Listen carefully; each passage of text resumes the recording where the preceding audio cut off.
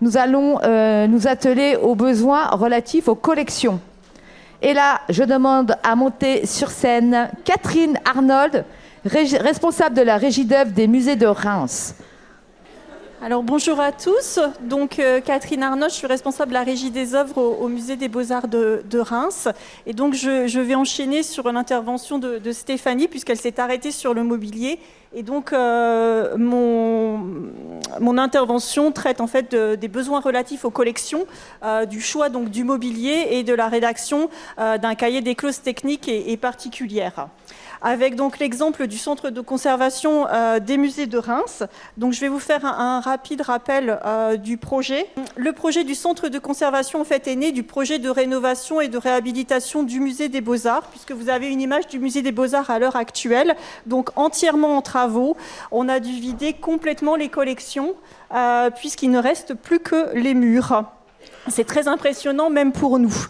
L'intérêt, c'est que nos décideurs ont réfléchi au niveau des réserves de tous les musées et pas seulement du musée des Beaux-Arts et se sont dit que ce serait bien de créer un centre de conservation de l'ensemble des musées, donc de mutualiser et d'externaliser ces réserves.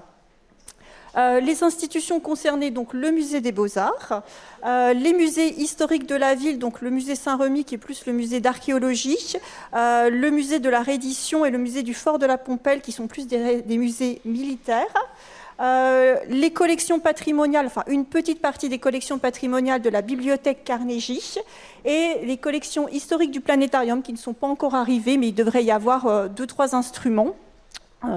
Astronomique notamment, et puis un musée associatif dont la ville a récupéré la gestion des collections en janvier 2019, le musée Hôtel Le Vergeur. La ville de Reims, en fait, a choisi d'avoir une maîtrise d'œuvre et une maîtrise d'ouvrage interne, donc ce qui change un petit peu. Donc on n'a pas eu de concours d'architectes. Donc maîtrise d'ouvrage évidemment en adéquation et avec les conseils et l'aide de la Direction régionale des affaires culturelles, du SMF et du C2RMF. Et donc en architecte, une collègue de la ville, ce qui a, alors on pourra en discuter ensuite, quand même facilité les choses puisque c'était des collègues, donc ça a facilité beaucoup les échanges. Quelques dates clés. Comme vous le voyez, un projet qui a été relativement vite, puisque du dépôt du permis de construire en décembre 2017, on a commencé les travaux en septembre 2018, et un peu plus d'1 an après, on avait la livraison du bâtiment. Et après, une installation du mobilier qui a eu lieu de février à juin 2020, donc l'année Covid. On ne l'oublie pas, donc avec un arrêt d'1 mois. C'est notre spécificité pour une réception donc, du bâtiment avec le mobilier en juillet 2020. Ça a pu aller aussi vite parce que la ville possédait déjà le terrain, donc on avait déjà le foncier et on a pu créer le bâtiment assez vite. Donc le centre de conservation, donc pour rappel, donc c'est 5500 m² de bâtiment avec 3900 m² de réserve, donc de zone de stockage. Un bâtiment de plein pied, un exemple qui a été pris beaucoup sur Nancy, on a beaucoup copié, Frédéric le sait. Une structure tout béton, donc un bâtiment neuf, avec une isolation extérieure et un bardage métallique. Une portance donc d'une tonne 2, sans grand risque, parce qu'on est entièrement de plein pied, en tout cas pour toute la partie collection, puisque c'est la zone technique qui est à l'étage. Une hauteur sous plafond qui est de 4 mètres dans la première partie du bâtiment et 6 mètres pour la seconde. Et un coût de 9,6 millions, avec un coût du mobilier intégré dedans de 1,7 million. Donc on voit que c'est quand même un poste important, le mobilier. Donc voilà, l'idée c'était d'y réfléchir dès le début en même temps du projet. Donc l'analyse des besoins, je ne vais pas vous l'apprendre, forcément elle passe par l'évaluation des collections, du volume, des typologies, etc. Et donc au niveau du musée des Beaux-Arts, on en était à plusieurs projets de rénovation de musée, donc pas mal d'études finalement sur nos réserves, sur nos dimensionnements nécessaires. Depuis les années 2000, donc on avait eu une étude de préventistes, de Christian Vibert, Anne-Elisabeth Rouault, ensuite d'architectes programmistes, de Madame Cronier. On avait terminé avec une étude d'ABCD avec Frédéric Vincent. Donc beaucoup d'études, mais assez disparates finalement. Et les musées historiques, par contre, on n'avait quasiment aucune documentation. Donc pas d'évaluation des collections, même nous-mêmes, on n'avait pas achevé notre écolement, on n'avait pas une évaluation du volume de l'ensemble. Donc décision en 2016 de faire appel donc, à un programmiste avec un spécialiste de conservation préventive. Donc, on a lancé une étude, donc c'était étude des réserves des musées historiques de la ville de Reims dans le cadre d'un projet de réserve externalisé et mutualisé, évaluation et définition des besoins, des volumes et des états de conservation. Donc, je passe la phase 1 et la phase 2, qui était plutôt de l'évaluation des musées historiques et de remettre cette évaluation, de la rapprocher finalement des différentes études qui avaient eu lieu et de vérifier in situ si les études étaient encore actualisées. Et ensuite, donc, je passe à la phase 3, puisque le prestataire établira un cahier des charges pour l'organisation des collections à l'intérieur des réserves mutualisées, avec comme principe donc, une place pour chaque œuvre de la collection. Le taux d'accroissement des collections devra être pris en compte pour les 15 années à venir. Alors ça, c'était un vœu pieux. On peut vous dire que le vœu, il s'est un petit peu réduit. Il réalisera un bilan du mobilier et du conditionnement nécessaire avec une estimation financière pour l'ensemble des musées. Les phases 4 et 5 sont aussi des phases donc, très importantes, mais de bilan sanitaire et puis d'évaluation des coûts. Donc, on en revient un petit peu à ce que vous avez déjà vu ce matin. Donc, la proposition du programmiste d'organiser. Donc, nous, on est un peu un mixte, en fait, un peu une répartition par collection, parce qu'on n'a pas voulu complètement casser non plus l'ensemble des collections. Donc, on a pareil des réserves militaria. Et puis, par matériaux, donc, par exemple, le métal est mélangé, parce que ça demande donc un climat un petit peu particulier, avec une humidité relative, comme vous le savez, un peu plus basse. Donc, on s'est retrouvé avec une proposition donc, de schéma fonctionnel et de zones de stockage divisées en une quinzaine d'espaces. Et donc, à l'heure actuelle, ça nous donne donc 15 cellules de stockage réparties de part et d'autre d'un couloir avec un nombre de mètres carrés attribué en fonction du volume de nos collections. Alors, les critères de choix du mobilier donc, passent évidemment par la typologie des œuvres. Je vais vous dire certaines généralités. Évidemment, c'est le poids et le volume des œuvres qui vont vous dire si vous allez prendre du mobilier plutôt de rayonnage léger, plutôt du semi-lourd ou plutôt du rack à palettes. Et avec ça, il va falloir dimensionner évidemment les allées de circulation. On en a largement parlé ce matin. C'est-à-dire, si vous allez sur une forte hauteur sous plafond, il va falloir avoir le matériel, donc une nacelle, des plateformes individuelles roulantes, etc. Si c'est du rack à palettes et vous allez devoir utiliser un gerbeur, il va falloir des allées de 3 mètres, 3 mètres 20 minimum pour pouvoir manipuler l'ensemble de vos palettes. Donc tout ça, finalement, vous l'aurez compris, le mobilier est également intimement lié aux espaces et aux dimensionnements généraux. Ensuite, je dirais, c'est une question de choix. Est-ce que vous voulez rationaliser au maximum l'espace, l'optimiser? Est-ce que vous allez vers les compactus? Mais dans ce cas-là, vous ne voyez plus vos collections. Est-ce qu'au contraire, vous allez plus vers poser les collections visibles dans des rayonnages fermés, à l'abri de la poussière, rayonnage ouvert? Ce n'est pas le même prix. Tout ça, ça rentre en ligne de compte, évidemment. Si vous les conditionnez ou pas, également, c'est-à-dire est-ce que vous les posez directement, est-ce que éventuellement pour certaines œuvres elles seront encore en bâti ou en caisse. Donc là on a l'exemple du palanquin qu'on a choisi finalement de conserver en caisse. Est-ce que pour des collections archéologiques notamment vous les mettez en bac? Si vous les mettez en bac, comme ce sont des bacs plastiques de 30, 60 ou 90 cm, il va falloir réfléchir au dimensionnement des tablettes, elles ne vont pas être du 120-60, sinon vous allez perdre de la place. Donc il va falloir gagner 10 à 15 cm sur les tablettes et donc les adapter. Et puis ensuite, en fonction des typologies d'œuvres, évidemment, et de leur état de conservation, puisque c'est ça aussi qui va jouer donc, au sein d'une même collection. Donc là, vous avez la réserve d'art graphique. Donc beaucoup d'art graphiques sont conservés en boîte. Donc là, on a fait le choix de rationaliser au maximum l'espace et la hauteur, également sous plafond, avec des tablettes qu'on a voulu coulissantes pour faciliter l'accès aux boîtes, de dimensions un petit peu supérieures aux dimensions de nos boîtes. Mais par contre, nos pastels sont évidemment à plat, plutôt en meuble à plan. Et on a aussi beaucoup d'encadrés encadré, on a tous les dessins préparatoires de la chapelle Fujita qu'on a fait encadrer, donc beaucoup d'encadrés, beaucoup d'hors format. On n'avait pas assez de place au sol ou sur les rayonnages, donc on a fait le choix des gris en les recouvrant de Tyvek également pour les protéger de la lumière.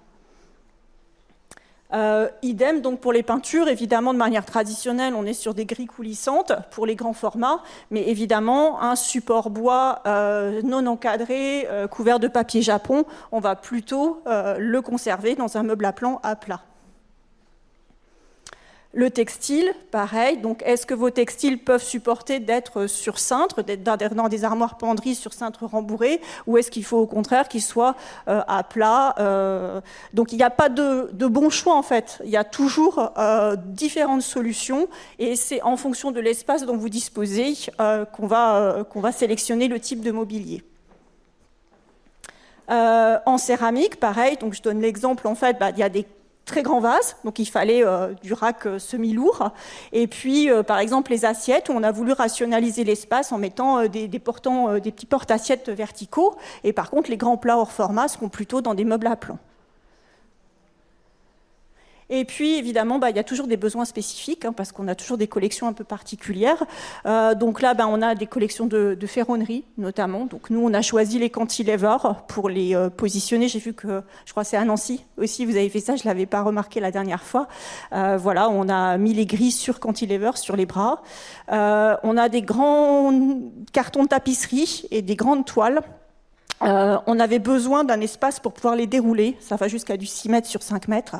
Donc on a choisi ces grands carousels automatisés qui nous laissent beaucoup de place sur centrale. Là en haut à droite, vous voyez, on a du militaire, donc on a également voilà, des fusils. Donc on ne sait pas encore si ça va fonctionner, mais on a testé les râteliers. Donc là, c'est pour les musées historiques qui vont bientôt faire leur chantier des collections, et puis des armoires plutôt étanches pour des collections spécifiques qui demandent un contrôle du climat encore un peu plus fin. Donc, on en arrive donc à l'organisation évidemment spatiale et donc à l'adéquation avec le projet architectural, donc au dimensionnement, de voir quel type de rayonnage, quelle hauteur, quel nombre, le nombre des unités de rangement, le nombre de tablettes, les dimensions et évidemment donc les espaces de circulation pour les différentes réserves. Donc, à la fin de toutes ces discussions et de tous ces choix avec le programmiste, donc notre programmiste nous a proposé, donc c'était futur antérieur, donc des fiches par réserve, tout simplement, avec un petit schéma, avec le nombre d'unités de rangement. Donc là, il y a la réserve peinture, donc 70 grilles, 35 grilles de chaque côté, biface, des petites colonnes à casier, des meubles à plan, des grilles fixes. Et donc, proposition réserve par réserve, donc du nombre de mobilier, du type de mobilier. Ensuite, description des différentes typologies et récapitulatif aussi du coût possible, probable même, pour ce mobilier et donc du budget à compter dans le cadre du projet. Stéphanie l'évoquait, donc nous on a choisi d'intégrer le mobilier au projet global. Finalement le mobilier était intégré donc au programme de réserve de manière, alors je vous l'accorde, assez succincte, puisque, alors je vais essayer de le montrer, voilà, c'est juste là dans les petites fiches à chaque fois, où on a juste les différents types de mobilier réserve par réserve. Donc là, on avait porte-gris, biface, mobile à tableau, meuble à tiroir, colonne à casier, gris fixe. Et donc, on en vient à la rédaction du cahier des charges. Donc, pour nous, dans le marché, c'était donc le lot numéro 15, le lot mobilier. Donc, que dire ? Forcément, il faut décrire la typologie de chaque unité de rangement. Les matériaux, donc si vous les voulez en acier, la finition, si c'est une finition époxy, si vous voulez des grands meubles à plan, vous les voulez en alu, il faut le préciser, évidemment. Et je vous conseille de mettre la description la plus précise possible de tout ce mobilier, c'est-à-dire que par exemple pour les grilles peintures, eh ben, on avait le diamètre du grillage, on avait le maillage, on avait l'entraxe entre deux grilles, on avait les types de roulement, si la suspension elle se fait par en haut, si un rail de guidage plus vers le bas, etc. Les dimensions, évidemment, la charge de toutes ces unités de rangement, le nombre de modules, le nombre de tablettes. Alors moi, je vous conseillerais au maximum, c'est ce qu'on a fait nous, d'essayer d'uniformiser le mobilier, parce qu'évidemment, on n'a jamais notre adressage à l'avance, on ne sait jamais notre quantité de collection, etc. Et donc, le fait d'avoir, de décider qu'on a 5 tablettes par rayonnage, on va en enlever dans une réserve et on va pouvoir les réutiliser pour une autre. Donc, j'ai essayé au maximum d'uniformiser les dimensions des unités de rangement. Et puis, ne pas oublier, évidemment, dans le cahier des charges, toute la question de la pose, du montage, des systèmes de fixation. Et puis, j'oublie encore aussi tout le suivi après-vente, voilà, que j'aurais pu rajouter. Nous, on a fait aussi le choix d'intégrer dans ce même marché, dans ce même lot, ce qu'on peut appeler des accessoires, c'est-à-dire que je savais qu'on avait du budget, puisqu'on était sur le budget nouveau musée. Donc, j'ai fait le choix d'intégrer notamment toutes les mousses Plastazote sur toutes les tablettes. Donc, tout était équipé quand on est arrivé. De prendre les crochets à tableau, de prendre les cintres rembourrés pour les armoires penderies, de prendre les porte-étiquettes magnétiques, etc., etc. Plus ne pas oublier également, mais ça c'est souvent vendu par le prestataire en même temps, tout ce qui va protéger finalement les différentes échelles du mobilier des différents engins de manutention. Donc en conclusion, oui, je suis même bien. Je suis même bien. J'ouvrirai un petit peu en disant qu'une fois que le cahier des charges et que le marché est attribué, ce n'est pas fini. C'est-à-dire que là commence véritablement tout le travail avec également l'architecte, parce que vous vous êtes dit on a 4 mètres de hauteur sous plafond, on peut faire du rayonnage de 3,50 mètres, mais c'est fou ce qui passe au plafond. Alors, vous avez des gaines, finalement, on vous disait que ça fait 30 cm de diamètre, mais elles en font 50 au bout du compte. Et donc, voilà, on arrive à des choses comme ça, c'est-à-dire qu'il faut aller réduire un petit peu le mobilier. On a tous les systèmes de désenfumage, de désenfumage qui passent également. On a parfois, alors là, on a du mal à comprendre aussi des luminaires, finalement. Il y en a qui sont accrochés au plafond, mais d'autres qui ne le sont pas. Et puis, on a les surprises aussi avec les détections incendie, avec des rayons infrarouges qu'il ne faut surtout pas couper. Donc, on ne peut pas mettre une œuvre sur le tracé du rayon. Alors, on l'a dit, on l'a redit, réfléchir aux engins de manutention dès l'origine du projet. Si vous montez, comme on disait, en hauteur sous plafond, il va vous falloir des plateformes individuelles roulantes, il va vous falloir des nacelles, donc il va vous falloir une allée de circulation en conséquence.